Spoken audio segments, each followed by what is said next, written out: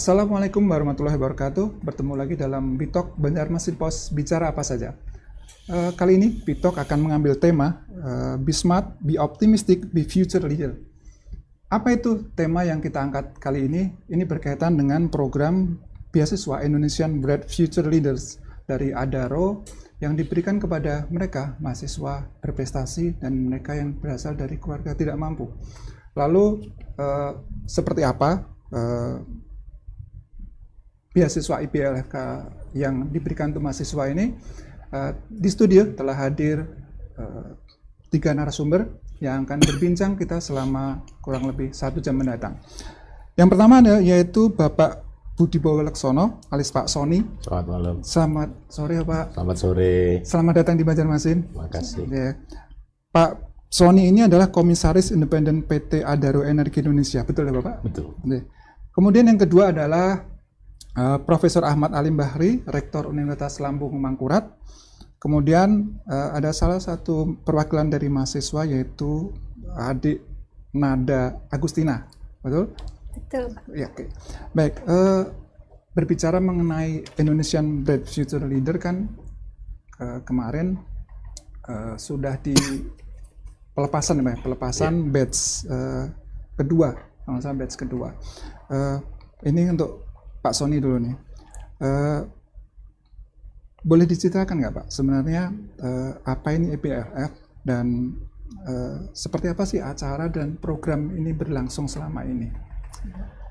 IPLF ini bagian dari program Yayasan Adaro Bangun Negeri. Salah satu pilar program Adaro Nyalakan Ilmu. Ini pelaksanaan dari komitmen kami Adaro untuk bekerja sama dengan berbagai pemangku kepentingan, memberi kesempatan anak-anak kita yang punya potensi tapi ada beberapa hambatan sehingga ada kesulitan untuk merealisasikan potensinya tersebut. Adaro datang dengan program ini untuk lagi bersama-sama di sini dengan ULN untuk berkontribusi dalam mencetak pemimpin-pemimpin masa depan yang tangguh, bukan hanya pandai, tangguh dan berkarakter. Itu yang kita butuh. Indonesia di masa depan butuh pemimpin-pemimpin seperti ini. Adaro ingin menjadi bagian untuk mencapai proses tersebut. Jadi komitmen kami bulat untuk melaksanakan program ini, dan program beasiswa ini tidak seperti program-program beasiswa yang kami kenal banyak corporate foundation lain lakukan. Ini beasiswa yang penuh, jadi full scholarship dan juga dengan pendampingan. Adik-adik ini perlu terus didampingi, didengar problemnya apa, dibimbing. Di samping itu kami juga membantu mereka untuk mengembangkan social skill-nya. Jadi soft skill-nya juga kita bantu, kita kasih kesempatan untuk skill development berbagai bidang. Jadi kami benar-benar ingin adik-adik ini akan jadi pemimpin-pemimpin kita yang tangguh. Mungkin bukan cuma di tingkat nasional, kita berharap even lebih tingkat global, kenapa enggak anak-anak kita pandai-pandai seperti ini. Itu sebetulnya niat dari kami di Adaro. Ini bagian dari kami payback, memberi kembali terhadap Indonesia yang telah bermurah hati kepada kami untuk bisa berusaha dan mengembangkan usaha kami di sini. Kemarin kan batch 2, artinya memang ini sudah program berkelanjutan dan memang terus-menerus Pak ya? Insya Allah akan terus-menerus. Tadi juga kami sudah pledge ke Pak Rektor untuk program kami 4 tahun ke depan. Ya, jadi insya Allah mudah-mudahan kami bisa dengan dukungan dan kerjasama dari Unlam dan dengan Profesor Alim ini, wah kita semangat melihat semangat beliau yang kami bandwidth-nya sama Pak. Chemistry kita sama untuk sama-sama berkontribusi ya Pak ya. Kita siapkan adik-adik ini jadi pemimpin masa depan kita yang brilian Pak. saya mendapatkan sedikit insight bahwa ada beberapa mahasiswa yang masuk dalam program ini, ternyata mereka merupakan atau bisa disebut sebagai sarjana pertama di keluarganya. Ada gambaran nggak Pak, bagaimana bahwa ini kan sebenarnya bukan hanya kebanggaan bagi mereka pribadi, bagi keluarganya, tapi juga bagi Adaro sebagai institusi yang sudah berkontribusi dalam hal ini. Iya, betul itu. Dan juga setiap acara, setiap itu maksudnya di acara IBFL yang pertama juga kita dengar testimoni dari beberapa peserta. Di samping itu juga ada yang datang dari keluarga yang anaknya punya potensi, tapi hambatannya demikian dahsyatnya sehingga hitung-hitungan di atas kertasnya itu akan sulit anak ini untuk berkembang. Dan kami punya data dan seleksi yang cukup akurat sehingga kita bisa mengidentifikasi penerima manfaat itu betul-betul well targeted gitu loh. Ya. Ini saya harus berterima kasih dengan teman-teman di ABN yang di lapangan ya, dalam mengidentifikasi adik-adik ini. Jadi mengharukan, apalagi kalau kita dengar tadi ya testimoni dari beberapa anak-anak. Luar biasa. Saya pribadi, saya lihat, kayaknya kita udah di jalur yang benar. Dengar adik-adik tadi bicara, saya banyak diskusi dengan adik-adik ini, begitu selesai acara, kita udah di jalur yang benar, tinggal kita lihat. Lagi nggak bisa kami lakukan tanpa dukungan dan kerjasama luar biasa dari Universitas Lambung Mangkurat. Oke. Baik, untuk Prof nih, kan ini kerjasama udah yang tahun keberapa kalau boleh tahu ya Pak? Di tahun 2000, sebetulnya dari 2010 ya, kita 2010 ya. Dari 2010 ya. Ya udah 2010. 13 tahun. 13 tahun ya. Nah, terus sebenarnya kalau Prof memandang sebagai rektor, apa dampak yang paling dirasakan bagi ULM dengan kerjasama IBLF? Baik, tentu saja saya harus menyampaikan ucapan terima kasih dan apresiasi kepada PT Adaro Energi Indonesia bahwa salah satu program dan kebijakan dari manajemen PT Adaro untuk berbagi terhadap anak-anak bangsa yang memiliki kemampuan akademik yang sangat baik, akan tetapi pada sisi yang lain memiliki keterbatasan yang luar biasa, katakanlah dari sisi ekonomi. Oleh karena itu, kehadiran PT Adaro di tengah-tengah masyarakat kampus ini adalah merupakan salah satu tiang jembatan yang sangat ampuh untuk menyelesaikan berbagai aspek persoalan yang dihadapi oleh mahasiswa kami yang ada di ULM. Dalam catatan saya sudah lebih 400 mahasiswa ULM yang mendapatkan manfaat dari PT Adaro.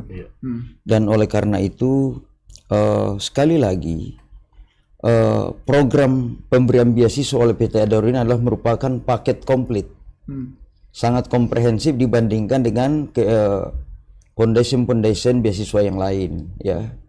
Karena di samping pengembangan soft skill yang dilakukan melalui pendekatan pembinaan oleh manajemen PT Adaro bekerja sama dengan universitas. Nah, ini adalah merupakan salah satu nilai flash yang diterima oleh mahasiswa-mahasiswa penerima beasiswa dari PT Adaro. Dan itu jarang didapatkan, bahkan mungkin sangat sulit didapatkan dari pemberi-pemberi beasiswa yang lain. Nah, sehingga dengan demikian PT Adaro saya katakan ini paket komplit ya. Kalau kita minum jamu bilang paket komplit. Tapi kalau beasiswa ini ya paket yang sangat komprehensif ya. Ada pembinaan dalam rangka pengembangan soft skill. Karena kenapa? Berdasarkan diskusi kami dengan teman-teman di lapangan di Indonesia Bright Future Leaders ya. Pada saat itu kita diskusi yang berkembang. Bagaimana kan ada semacam testimoni dari pengelola beasiswa. Pak Rektor, kami ini agak kesulitan. Mereka ini kami ikutkan seleksi di PT Adaro, tapi targetnya nggak sampai untuk diterima di PT Adaro. Saya bilang, supaya betul-betul future leaders, maka bagaimana kalau dialokasikan sebagai anggaran untuk pembinaan soft skill. Di situ akhirnya Pak Sony, Pak Sony pada saat itu, oh lah iya katanya ya, menarik ini, harus dibicarakan, kemudian dikaji dan sebagainya. Lalu kemudian lahir kebijakan itu, disepakati bahwa harus ada pembinaan soft skill, sehingga program-program kegiatan keorganisasian yang harus diikuti oleh mahasiswa penerima beasiswa dari Adaro itu dikontrol secara ketat, kemudian dipantau perkembangannya dari waktu ke waktu secara periodik oleh teman-teman di lapangan. Pak Sony luar biasa, teman-teman ini mentor ini pendamping ini luar biasa. Lalu kemudian membangun karakter disiplin, ya, disiplin dalam berbagai aspek, termasuk aspek kejujuran dan sebagainya. Intinya adalah Adaro juga ikut membangun karakter kepemimpinan masa depan bangsa. Adaro juga ikut membangun soft skill yang diperlukan oleh pembangunan bangsa ke depan, di samping membangun kemampuan intelektual yang tentu saja dasarnya sudah diletakkan pada saat pelaksanaan seleksi untuk menerima ditetapkan sebagai penerima beasiswa. Jadi saya sebagai Rektor Universitas Mangkurat mewakili seluruh Universitas Akademika tentu saja sekali lagi menyampaikan rasa syukur dan terima kasih atas kebijakan yang telah ditempuh oleh manajemen PT Adaro sehingga memberikan yang terbaik bagi anak-anak kami di Universitas Lambung Mangkurat, ya. Saya tadi waktu menerima bantuan itu dan saya tidak bisa menahan air mata karena saya merasakan bagaimana sakitnya menempuh pendidikan di perguruan tinggi yang tidak ditopang oleh biaya yang cukup. Saya dulu mahasiswa waktu sekolah di Makassar, Pak Sony, saya loper koran, ya. Dari habis pulang sekolah itu saya jadi loper koran dari rumah ke rumah dan saya tidak pernah bermimpi jadi kuliah. Hanya karena kebetulan saya diterima melalui jalur bebas tes masuk di Universitas Hasanuddin, sehingga terpaksa saya kuliah, ya. Lalu setelah tiba di kampus saya lihat banyak beasiswa, semangat muncul, belajar sampai subuh, akhirnya dapat beasiswa sampai selesai S1, S2 sampai S3. Ya. Jadi saya kira Tuhan akan selalu memberikan jalan kalau ada kemauan. Dan Adaro datang di Universitas Lambung Mangkurat untuk memberikan yang terbaik bagi anak-anak bangsa. Luar biasa. Terima kasih Pak Sony, terima kasih yang sebesar-besarnya telah membantu Universitas Lambung Mangkurat dan mudah-mudahan ini berlangsung untuk selamanya. Amin. Ya. Oke. Baik, tadi ada sedikit kisah juga dari Pak Rektor mengenai bagaimana perjuangannya, kan bisa tergambar nih. Betul. Saya juga bisa melihat bagaimana terharunya Pak Rektor dari waktu menerima bantuan simbolis. Tapi ada nggak Pak, umumnya harapan kedepannya, kan harapannya bahwa ini nanti akan terus berlanjut, atau mungkin katakan tadi ada 400-an, mungkin jumlahnya ditambah atau seperti apa, ada Pak? Ya, tentu saja saya sudah sampaikan ke Pak Sony tadi dan teman-teman bahwa tentu saja kalau ini bisa ditambah luar biasa dan dengan senang hati, ya, karena secara jujur ya, potensi yang dimiliki oleh mahasiswa Universitas Lambung Mangkurat luar biasa. Sekali lagi saya sampaikan, sekian juta mahasiswa yang sedang belajar di Indonesia saat ini, di 4.000 perguruan tinggi yang ada di Indonesia, nomor 4 terbaik nasional itu mahasiswa Universitas Lambung Mangkurat. Luar biasa. Jadi potensi ada, yang kita miliki luar biasa. Nah, harapannya adalah bahwa beasiswa ini akan terus berlanjut sampai sepanjang masa. Sehingga PT Adaro, ya, dengan Universitas Lambung Mangkurat, ya, tentu saja punya harapan yang sama untuk semakin banyak mencerdaskan anak-anak bangsa, untuk semakin banyak mendesain, menciptakan calon-calon pemimpin masa depan bangsa, bahkan kalau bisa pada level internasional. Itu harapannya. Ya. Oke. Tadi Pak Prof sudah menyampaikan bagaimana termotivasi, bagaimana perjuangannya yang sempat jadi loper koran. Ke Pak Sony lagi nih Pak. Bapak juga pernah menjadi duta besar Indonesia untuk Amerika Serikat, kemudian sekarang aktif di Adaro. Mungkin hampir sama, apa yang memotivasi Bapak hingga akhirnya sampai saat ini juga terus berkarya, Pak? Ini mungkin bisa jadi inspirasi juga buat adik-adik ini.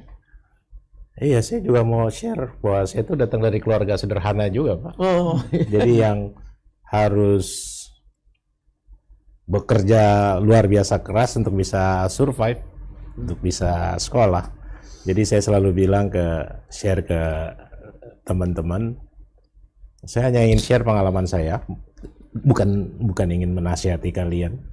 Bahwa yang tadi Bapak bilang, kalau kita mau kerja keras, belajar keras, hormat sama semua orang baik, insya Allah Tuhan akan kasih jalan.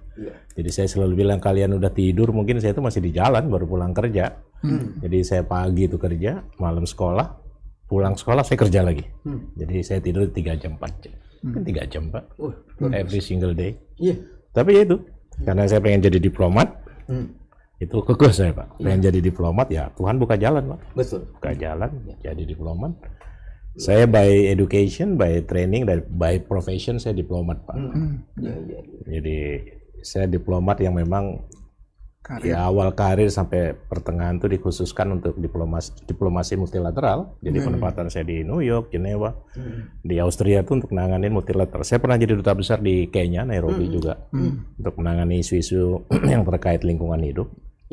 Pulang ke Jakarta jadi Sekretaris Jenderal Kementerian Luar Negeri dan oleh Presiden ditugaskan ke Washington, sesuatu yang saya nggak pernah duga juga, Pak. Di Bapak kalau nanti suatu saat berkesempatan ke Washington, lihat foto-foto mantan duta besar, Ada salah satu ada Sujatmoko di situ, Pak. Ada Ali Sastro Amijoyo. Tiba-tiba ada orang Depok muncul di pojok. Alhamdulillah. Begitu saya kadang-kadang lihat kok nyampe ya di sini. Tapi ya itu yang seperti tadi Bapak bilang, Pak. Kalau kita mau kerja keras, berusaha keras dan tetap punya cita-cita yang kita jadikan cuan, insya Allah akan terbuka jalan. Itu bentuk dari kontribusi kecil saya di bidang diplomasi Indonesia. Karena nggak ada kebanggaan yang saya rasakan pada saat yang lebih besar daripada duduk mewakili negara tercinta ini, Pak, dalam berunding atau menyampaikan posisi-posisi kita ke dunia internasional. Kenapa kok terus langsung saya begitu selesai? Dan saya lihat ada benang merah yang sama. Mengabdi untuk negara, melakukan sesuatu yang baik untuk negara, berkontribusi untuk negara itu bisa dilakukan di berbagai... Di mana saja. Iya, di mana saja. Di Adaro saya lihat juga loh, ini perusahaan yang bekerja keras, profesional. Bapak kalau lihat value-nya Adaro, Pak, itu bikin kami semua nyaman. Kekeluargaannya tuh luar biasa. Bekerja keras, profesional untuk ikut bangun ekonomi kita, Pak. Ya, ikut bangun ekonomi kita. Sekarang kita juga mencoba committed, bukan mencoba, kita yakinin untuk berkomitmen membuka jalan ke adik-adik kita ini untuk membuka masa depannya, menyiapkan mereka jadi pemimpin-pemimpin tangguh kita. Saya itu percaya banget kok. Saya di YLBN ini, di Yayasan Adaro Bangun Negeri ini, saya tuh pakai ini, Pak.